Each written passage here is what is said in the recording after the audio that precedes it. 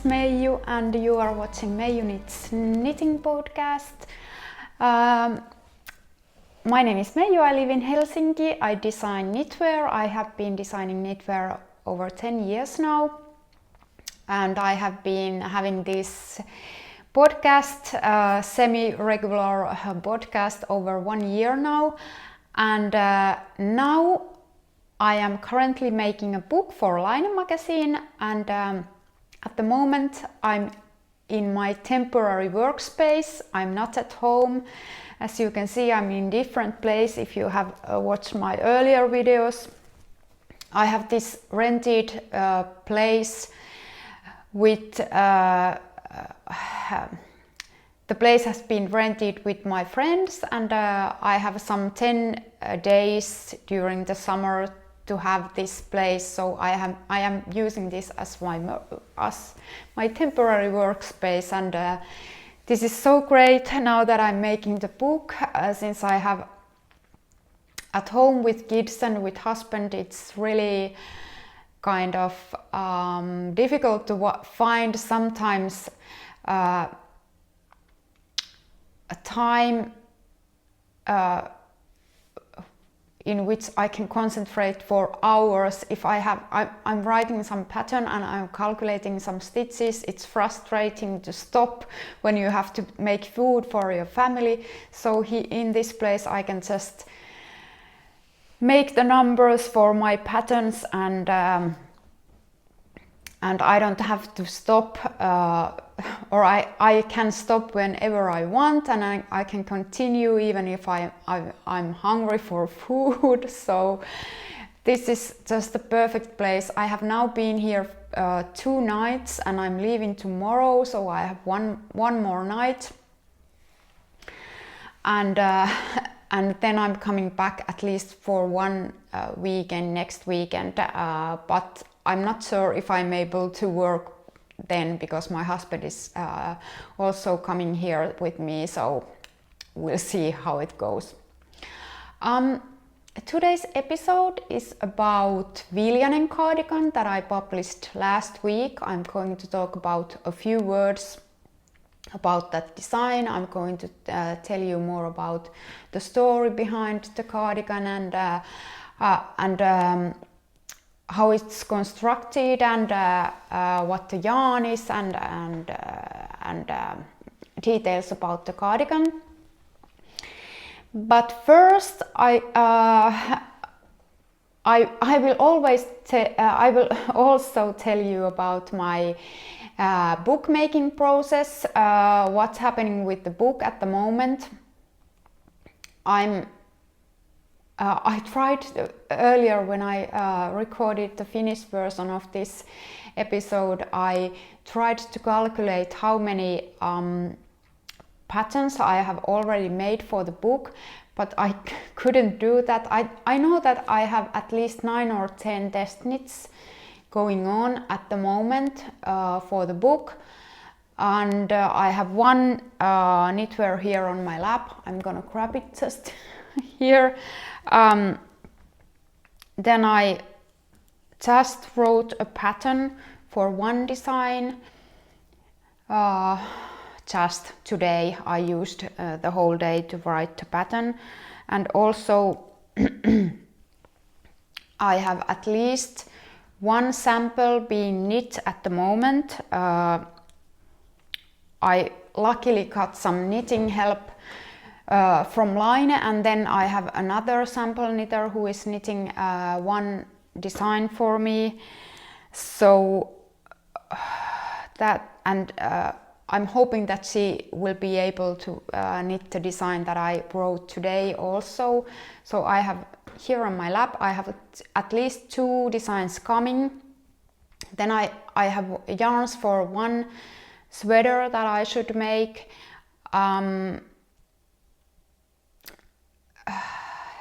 I have an idea for it, but I'm still the pattern is not still written and not finished, so I should do that. I'm probably going to do it early next week. Then I should write at least 3 shawl patterns and make 2 beanies, 2 hats. So there will be a lot of knitting to do still. I'm hoping that my original schedule was that I would have all the designs for the book finished by the end of June, and at the end of June I could put them for the test knitting. But then I know that it's the timetable is tight, since I should knit 1 sweater and design 3 shawls in a month, and that's quite a lot because designing takes time. So, and makes those hats also. So so I don't know if I make it. Our sun started to shine. It's shining straight to my face. Let's see if I could turn the camera. No, it's not better, it's worse. I try to remove here. No, it's it's shining from the window. Let's see. Like this. Okay, this is better. So where was I? Yeah, so it will be a lot. I'm hoping that I could have everything for test knitting in the end of June, but so that they would be all finished sometime in August. But I know that it's the sun is now. Let's 1 minute. Okay, this is better now. At least for now, until the sun turns again and I have to move myself. Again, where was I? Yeah, about the designs. Yes, I'm hoping that I have everything ready for test knitting in the end of June, but I know that it might take in the middle of July to have everything finished. Then I have at least 8 or 10 sleeves to knit, since I decided that I would, because of my schedule, I need to have all things ready for test knitting. So I have had to make 1-sleeved sweaters, and I've decided that I would knit those sleeves in the summer, and having kind of vacation from designing, and being on a sleeve island is like a vacation for me, since I don't have to think about the pattern writing when I'm knitting the sleeves. So so I have plenty of sleeve knitting still to come, but I can knit those sleeves when others are testing the patterns, so that's perfect for me. Yeah, that's the situation about the book at the moment. I'm in schedule, but this has been really intensive work for me. I'm good in work where I have to put myself into it and kind of concentrate only for that for some period of time, and I like writing challenging patterns, but some of the patterns have been really challenging to write and to grade, so it has took some time, and probably more time than I have hoped, and because of my schedule I have made stupid mistakes that some test knitters have had to correct, and I have had to go through back to patterns and correct my mistakes, and all things have happened during this process, so this has been intensive time and really a full-time job. Yesterday I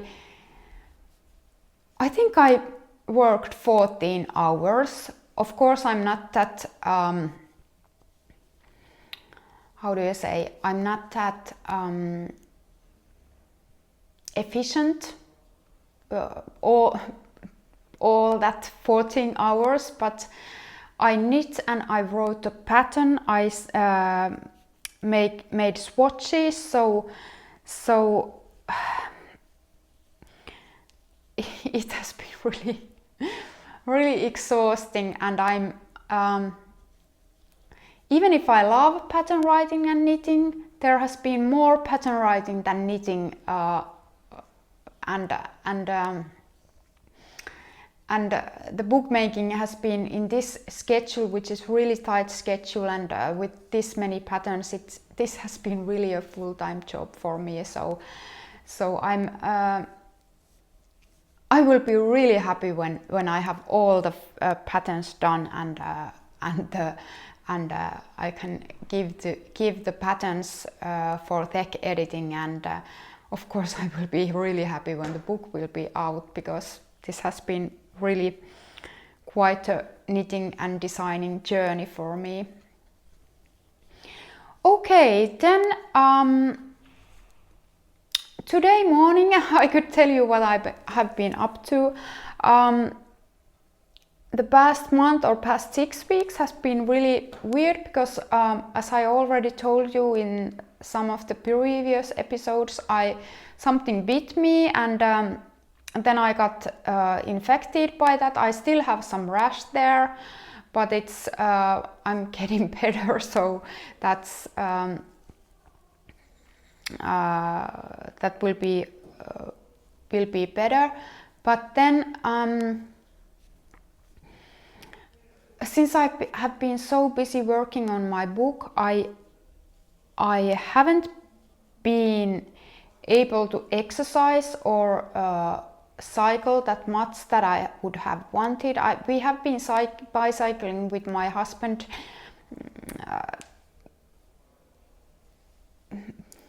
in the weekends, but not that much that I would have wanted to, and it's something that I really long for while making the book. But today morning I decided that I would take a walk to Mustikkamaa, which is approximately 2 kilometers where I'm staying now. So it was really a lovely walk. I could put some footage here. We have had a really bad weather in Helsinki for the past 2 or 3 days. There have been raining and really stormy weather, and today when I was walking to Mustikkamaa, there was one tree that has fallen to the path that I was walking on, but today morning was really nice. It was some 12 degrees, I think, 12 degrees Celsius, so it wasn't that warm, but the sun was shining, and I really love the view from to the city from the Mustikkamaa, and yeah, I had a lovely walk, and I kind of stopped there and take photos from the scenery. I could put them over here. I really liked, there was some weird fog over the sea, and I haven't seen like that. The Kulosaari Island, which is east from that Mustikkamaa, was kind of completely covered by that grey fog, and yeah, that was really interesting to see. I haven't seen a fog like that before. But I had a lovely walk there, and there is a zoo. I have been to Mustikkamaa before. There is a zoo near it, and if you go to the zoo to Korkeasaari, you have to go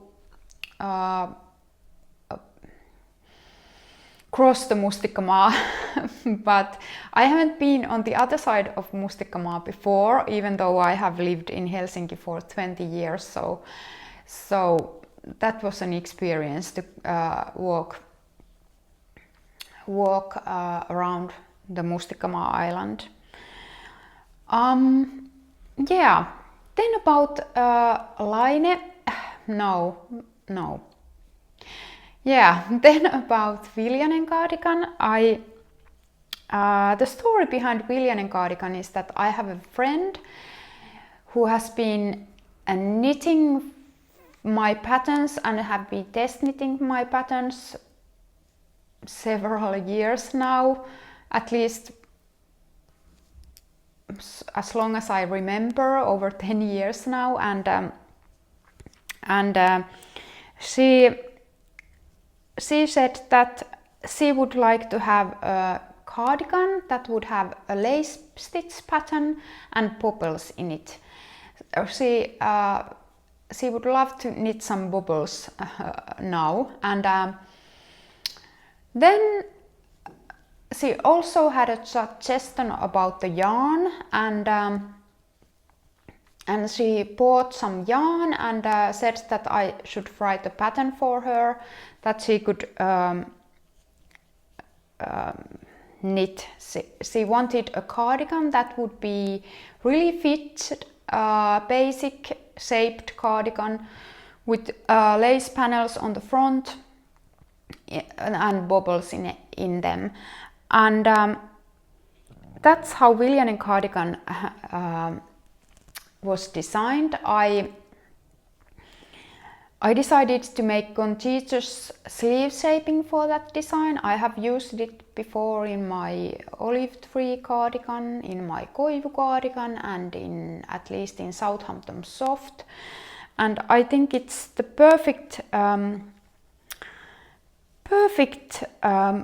construction for a fit cardigan, because it has really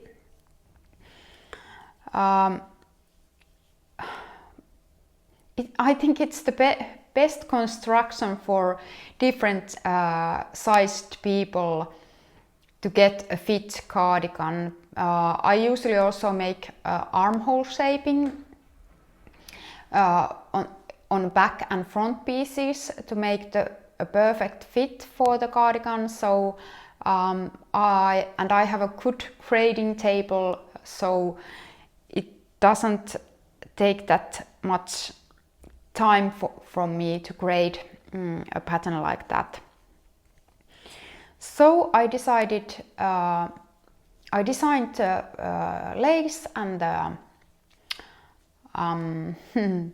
graded the sweater, and then my friend knit the sample, and she decided, because the cardigan was for her, so she also modeled, because she has different sized cardigans that I'm wearing, so it was impossible for me to model it, because the cardigan would have been too large for me. So that's the story behind Viljanen cardigan. The contiguous shaping is really, it looks complicated, but it isn't if you know how to increase. The first increases are made on shoulders, then the sleeves are shaped and the body is shaped with increases. So mainly there are basic make one right, make one left, and make one right purl, and make one right purl, make one left purl increases. So it's not that hard if you know how to make those increases. And I probably should make a video on those increases, because I have used them in many of my patterns, but I really haven't done a video on basic increases and basic increases on wrong side of the work either. The yarn that is used in Viljanen cardigan is Rouva Silmusolmu merino silkki. It's Finnish indie dyer who has dyed the yarn. The colorway is called Kelo.